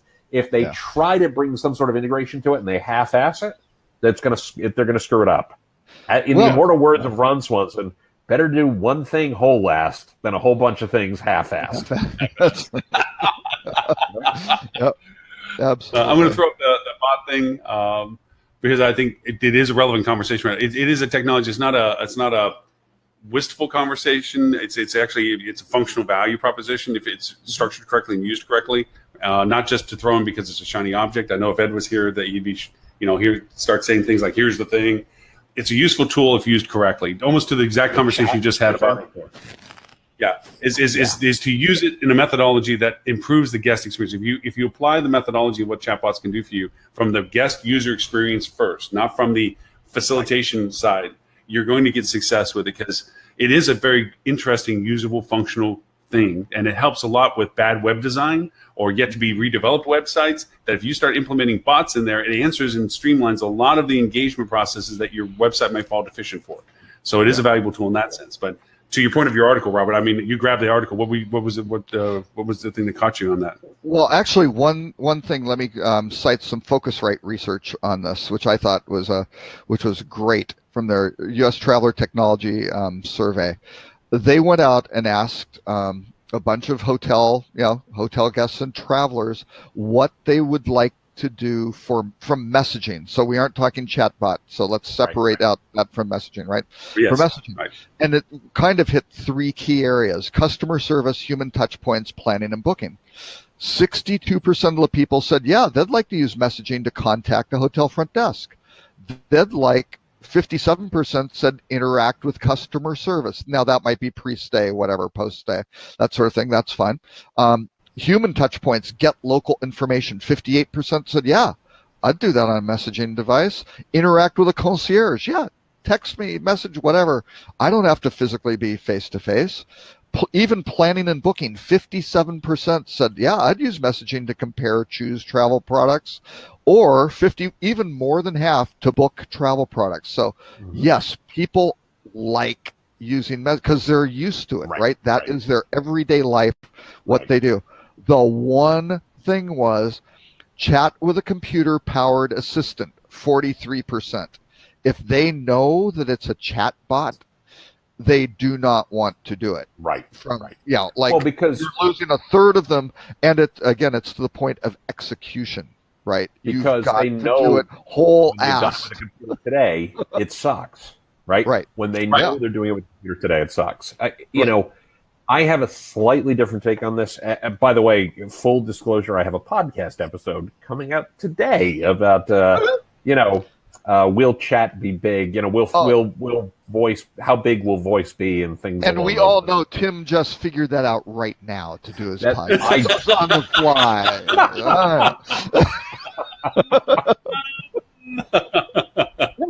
No. Script is written, recording started, but had to stop to come on this show. So the show's not done. Script. You use a script. You don't need no stinking scripts. Exactly. Wow. I know. I had no idea. This weird idea. We should talk about this sometime. The idea of having a sense of what you're going to say before you go on the air. Just, I don't know. Call me crazy. So hard for that to happen. No. Here's a data point I would call out with regard to chat. Voice rather. I think voice. I think chatbots, etc. I think that they will be huge in time. Right. I'm going to offer up a couple of quick data points. One, people spend an hour a day today in their cars driving. Depending on whose numbers you go by, it averages out to about an hour a day. That's an enormous opportunity for people to interact, and it's a great use case where voice is going to make a lot of sense. People in their homes, voice works really well. If you're on the subway, if you're walking down a city street, etc., voice is a terrible user experience, and it's going to be bad for a long, long, long time. But I do Tim, think I see you on the subway talking constantly. Is that just to yourself? That's a different thing entirely. Yeah, I try to keep that on the down low. The other thing to be aware is you're shouting. You're shouting. Depending on whose numbers you go by, anywhere between 20% of people or 25% of homes have an Echo, Google Home, an Amazon Home, an Apple HomePod, etc. Yeah. Which means we're still very much in the middle of the early adopter group. Yes. Right? We haven't gotten to early majority. We haven't gotten to late majority or any of that kind of stuff. This is still a small number of folks in relative terms. It's a big number in real terms, so it can have benefit for you today. It's going to be a lot bigger 5 years from now, like a lot bigger. And, I would say for most hotels, and I'm going to sound more like Ed on this one, if you're doing everything else really well and you've got some extra cycles to go ahead and test chat and things along those lines, then go for it. Right. If you're struggling with rate parity, if you're struggling with distribution, if you're struggling with meta, if you're struggling with, getting people to book direct in the first place or come to your website or having content that is accessible and readable and all that other kind of stuff, I would put chat on a, revisit it, put a little bit of money in your budget, figure out what it's going to take to do next year, later in the year, but God, clean up your house first before you start painting the walls. Yeah. Always that caveat. Baseline first, block and tackle stuff first. Then these are the things to look at. But I'll add a couple of things to it. And you look at some of the deficiencies that are being compensated by. There's a distinction when I say chatbot versus voice communication, because there is a distinction. And you'll notice what Facebook. Not a huge practical difference, though. Right. Not a huge practical difference. Because you still have to map use cases. You have to understand the questions people are going to ask. You have to understand where they are in the journey. You have to have the correct content to respond to people at those steps in the journey. That all has to happen regardless of whether it's a chatbot or whether it's voice. Right. Yes. The natural language recognition and processing has to take place. But the first question is, are you doing a voice to text conversion? Correct. Right. And that's a distinction difference. Because look like what we didn't put in today, we'll probably put in next week's. Facebook trying to put the cameras in your homes now with a display, because they recognize the limitations of voice engagement, and so now they're putting a visual component to them. Where they have the screens. Google has this powering the voice on Facebook's portal. What? It's the Amazon Alexa. Oh, the Amazon. Yeah. Alexa. Yeah. Facebook isn't even doing their own voice on that one. They're using Amazon. Yeah. Right. So because it's the fastest way to go head to head with Google's right now is to go with Alexa. Correct. And not with Siri either. And Facebook has also decided. By the way, Facebook has said, we're not going to invest the resources into building this. We're just going to use Amazon. Yeah. There might be a lesson there. But I don't know. Call me crazy. Some of the stuff with the visualization. But if you have more resources, and better technical, expertise in Facebook, you should do that. And the cycle was talking about, you should definitely. But the idea is that they realize there's a deficiency in engagement with voice, because voice isn't smart enough yet to have that full dialogue conversation that we talked about a couple of shows ago. So they're adding the visual. Show me the recipe, or hey, grandma, look at the grandkids. They're doing this engagement stuff. That being said, when it comes to the bot aspect, it really refines your point. Once block and tackle is done, it's used for a specific solution process, not as a fine, shiny, let me show it and slap it on everything, even though it's not functionally helpful. Right. It's like when you call on a phone and they have the automated, please listen carefully because our choices have changed. You listen to 15 variations of push 1 versus 6. Right. Cutting that down so that when you're on a page, to your point, the content of the engagement is specific to the content that is being presented.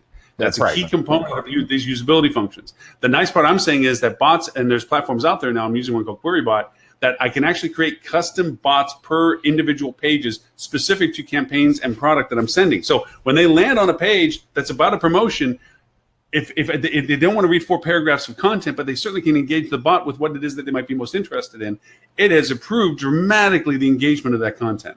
And I would agree completely that if you can do that and also reduce, phone calls or things along those lines, and cut down on your operational load to support some of the things we're doing.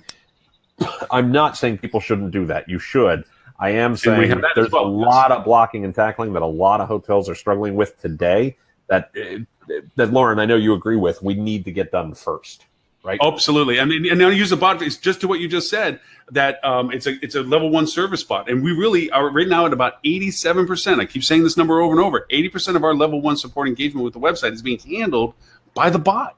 So by the time the bot can't handle all everything that they engage with, what they engage with, when they come to the site, what they engage with the bot is actually solving what their engagement is with.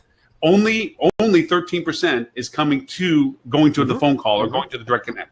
Out of every engagement we have with the bot, only 13% is happening to be out of the bot going. And by that point, we're giving them direct access phone numbers that we do normally give people because it would have been flooded. And we connected it to Zapier. Right. No, that makes a ton of sense. So that there's cards of content that come up. And it really has helped, to your point, streamline the actual logistic load of the hotel, not having to deal with the minutia where that can get handled by the bot. So anyway. Well, are you guys familiar with Dialogflow? You're doing workflow. Yeah. What?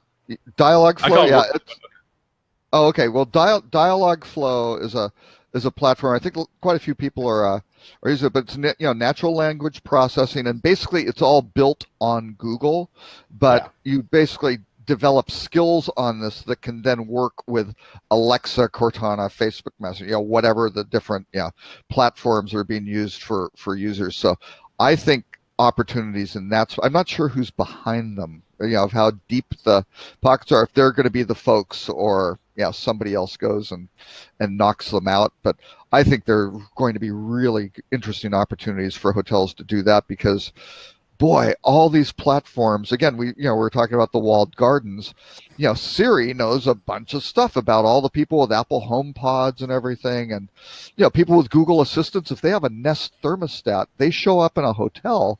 That would be really cool to know. Be very cool. Hey, Tim likes it when he checks in at 70 degrees. Tammy wants it at 72. So we'll compromise at 71. Right. Whatever the case. No, we'll just do 72 because Tammy wants that's true. Good point. Well, Mama ain't happy. Hey, we all live in that world. We know there is no it comes down halfway. No. We're all plus ones in our wives' lives.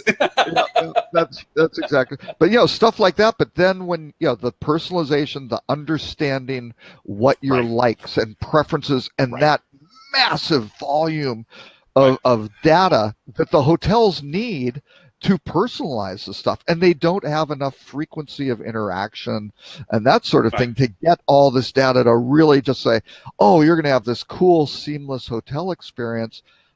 I don't know. I've just finished the paper for Focusrite. According to next week's conversation, because Siri has opened up in its development. You might see it on your Apple phone where you can do Siri engagement, where you can actually ask Siri a predetermined statement for it to do something specific with an app, because that's in the new app builds that I'm messing with.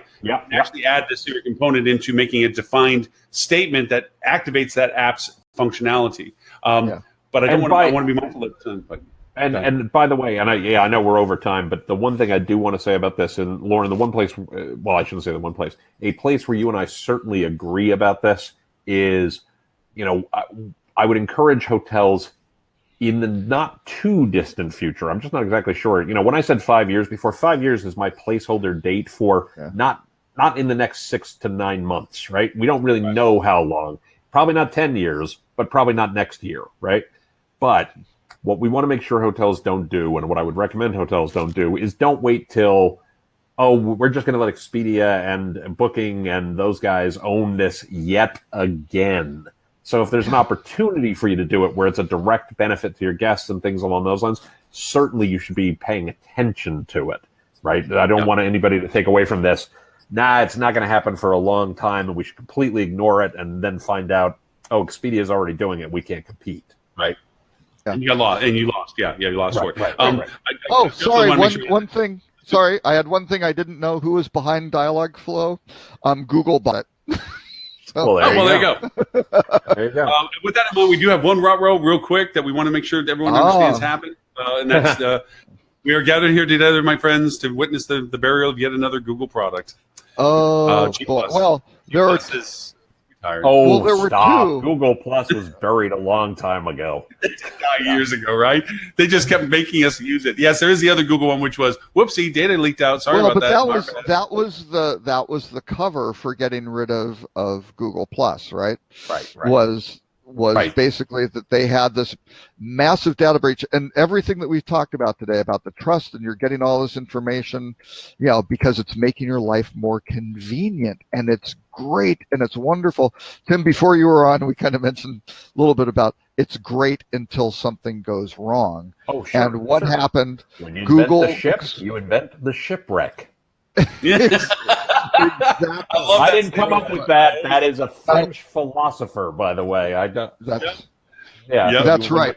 But Google had a big data breach with. I'm not sure if they really know, if it's been revealed how much data really was, but they said about 500,000 users. They said 500,000, but I also heard that it may be higher. Sure. So, because again, you don't necessarily know the ramifications of what happens. I'll tell you what, if it's 500,000 users on Google and it's literally 500,000 users, I'm going to say possibly the most impolite thing here possible. It's a rounding error. Whoops. Realistic. It sucks for that 500,000 people, but what is that as a percentage of Google's users? Yeah. That's a millisecond of leak. Right. It's not. It's like but literally, that's there not are 3 million Google's queries every minute. Yeah. Right. But so that's bad. That is bad. But the question is, when did this happen? Yeah. And it's like, this was happening between 2015 and March 2018, and Google did not want to tell people about it because they feared repercussions of disclosing to the public. Now, notice, Tim, I want you to bring to attention, Robert, the one that just recently, 15 minutes ago, promised that he trusts Google, is now beating him on the head. No, but I think that's a very interesting psychological dynamic, right?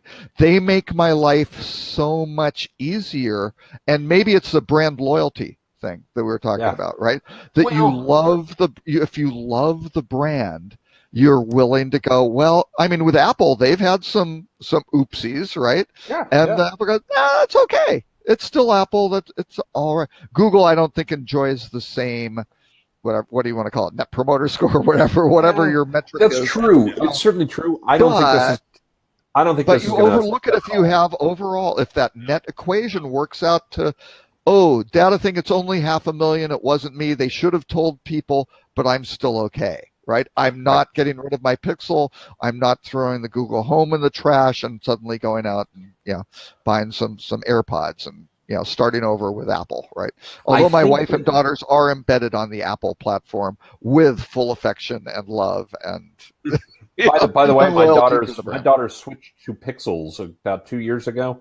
And because they hated the fact that Apple got rid of the headphone jack, you know what Pixels don't have? Headphone jacks. So it's amazing. Yes, they do. The Pixel 2s do not. Pixel 2s do not. Pixel 2s do not. Well, and you want a good pair of headphones. Robert, I want to. I have a direct response to what you just said a moment ago. Brands are built or lost over series of interactions you have with them over time. Right. Yep. I think that this is a tiny little ding that how they recover and whether it's followed up by a bigger ding and a bigger ding and a bigger ding and a bigger ding could hurt them. And if it's one little ding and 6 months from now, we're not talking about this because nothing else happened, it goes away. I think this is a non-event. In isolation, it's a non-event. Right, and you know why? They probably could have handled it. Not they probably could have handled it better. They absolutely could have handled it better. I think people have come to expect when you build the ship, you also invent the shipwreck, and sometimes you're going to have a shipwreck. I think we're going to end up with. I don't think we're going to end up. I'm confident we're going to end up with U.S. GDPR that protects customer privacy and data in some way that will be the insurance industry of a kind. For this sort of thing, you won't be held liable if your data gets exposed by, the evil empire, whoever the evil empire is in your world. Yeah. And, we'll move on. I think it's likely a non-event. Google has smart people, and I think they made that calculation back then to go, do we talk about this or not? And they said exactly, you know what? It's a drop in the ocean. It's going to be bad if it gets out.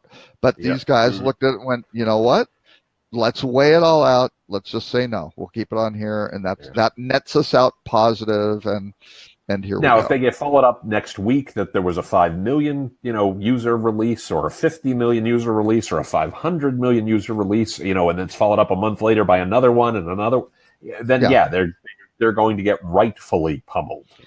Or the ones that are happening that you don't know about, says the conspiracy theorist. I will tell you, if you look, I think we have a case study for this in practice right now. I think Facebook has taken a beating over the last year. Yeah. Oddly enough, not Instagram. Right. Yeah. But exactly. Facebook, the mothership, the blue brand, has gotten, it hasn't crushed them. They're not losing money. They're not shedding users in massive numbers. But I think that they've, they've taken a pretty healthy ding that's going to take them a while to dig out of. And Google could go down that path, or it could be, we had one oopsie and we moved on and everybody's happy now, Yeah. Yep. Well, gentlemen, we are at 15 minutes past what we thought we would, but we've been 2 hours before, so it's not a big surprise, but thank you. And ironically, we actually hit the top. We hit 5 topics, actually 6 if you consider there was a double up on the G Plus and the Google, which is nice. We kind of kept a topic and everything, which is good too. And I would notice that Ed's not here, so that may be Superman, Clark Kent. They're not in the same room. We would have had a lot more intelligence, and it would have been so much deeper and better.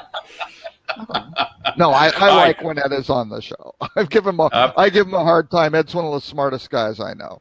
Oh yeah, for sure. And Ed's one of the smartest guys he knows. But I also know Ed doesn't watch the end of the show, so he'll never. No, so we can do. Please don't anybody ever tell him I said that. Okay?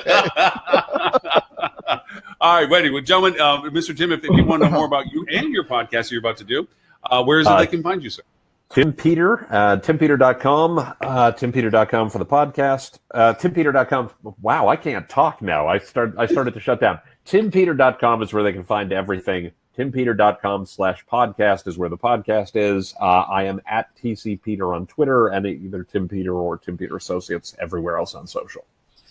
Awesome. And Now, Mr. Robert Cole, were you? Just a quick comment. I think from a user interface perspective on your website, you should just say timpeter.com, and it should be so intuitive and personalized, knowing that they're coming on, that they saw this, and then they would go automatically to the podcast. And your website should be intuitive enough to do that. I think a chatbot would help. It's coming, Robert. It's absolutely coming. I think that's good. Okay. Actually, Robert, you and Rockcheetah? Oh, never mind. Go ahead. Rockcheetah.com or Robert K. Cole on social media.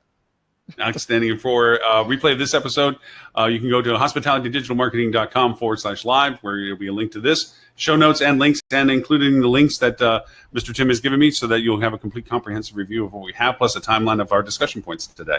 With that being said, thank you everyone that may have watched and or will be listening to us in the episode, and episode number 167 next week, where we're working tentatively on getting a guest speaker in that is about schema. If that works through, we might be able to get him on the show, and more to come, and we'll definitely let people know. But until then, scheming, that sounds intriguing. So. Yeah, well, scheming, schema, whatever way you want to add the extra letters, we're good. With that in mind, thank you again, everyone, and we will see you next Friday, 11:30 Eastern, 10:30 Central, for show number 167. Bye, everyone.